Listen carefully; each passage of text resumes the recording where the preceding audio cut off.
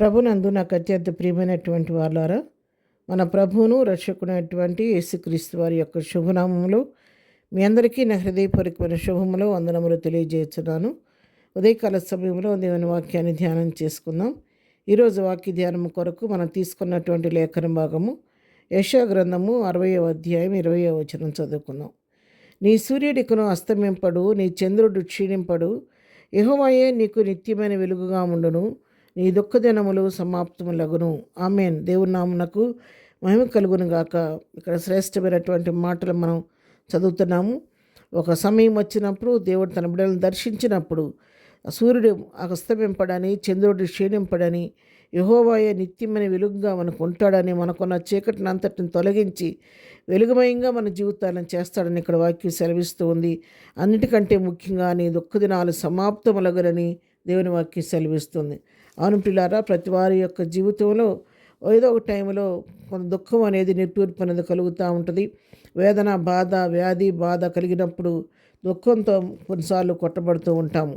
ఆ పరిస్థితులు వచ్చినప్పుడు ఎంతగానో నిరాశ నిస్పృహలకు లోనైపోతూ మరి కృంగిపోతూ దిగులు పడుతూ ఉంటాము. ఇక ఈ పరిస్థితి నుంచి మనం ఇక బయటకు రాలేమా, ఇక మా జీవితం ఇంతేనా, మా జీవితం ఇలాగే ముగింపు అయిపోద్దా అని చెప్పి ఎంతో కవరపడిపోతూ ఉంటాము.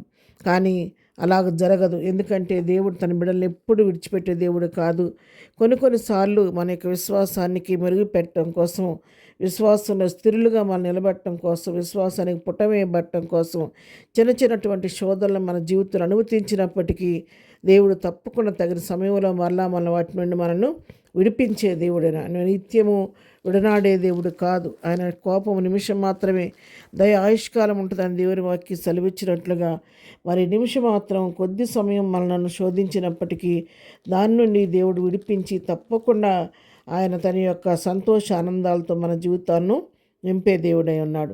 యెషయా గ్రంథం 51వ అధ్యాయం 11వ వచనం మనం చదువుకుంటే, యెహోవా విమోచించిన వారు సంగీతనాదముతో సీయోనునకు తిరిగి వచ్చెదరు, నిత్య సంతోషము వారి తరల మీద ఉండును, వారు సంతోషానందము గలవారగుదురు, దుఃఖమును నిట్టూర్పును తొలగిపోవును. చూసారు, యెహోవా విమోచించిన తర్వాత సంగీతనాదంతో సీయోనుకు తిరిగి వస్తారని, నిత్య సంతోషంతో ప్రభు వారిని నింపుతాడని ఇక్కడ దేవుని వాక్యం సెలవిస్తుంది. వారి తరల మీద నిత్య సంతోషం ఉంటుంది, వారు సంతోషాన్ని గలవారుగా ఉంటారని, దుఃఖం నిట్టూర్పు తొలగిపోద్దని చెప్పి ఇక్కడ దేవుని వాక్యం సెలవిస్తూ ఉంది.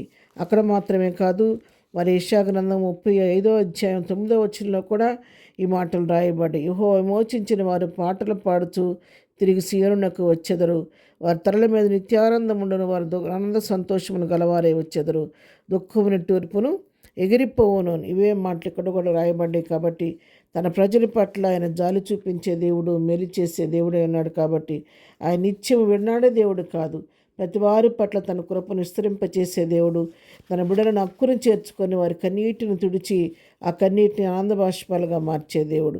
ఉదయకాల వాక్యం ఉంటున్నటువంటి ప్రియులారా, నీతో నాతో ప్రభువు మాట్లాడుతున్నాడు. నీ జీవితంలో అనేక రకాల వేదనలతో, బాధలతో, శోధనలతో కొట్టబడుతున్నావా? నెమ్మది లేని జీవితం అనుభవిస్తున్నావా? నిరాశ నిస్పృహలతో కృంగిపోతున్నావా? ఇక నా జీవితంలో సంతోషం అనేది లేదా?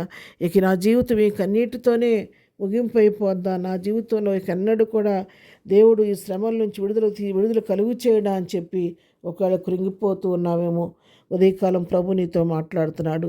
ప్రియ సహోదరి సహోదరుడా, నీకున్న దుఃఖాన్ని, నిట్టూర్పు నన్ను తొలగించబోతున్నాడు.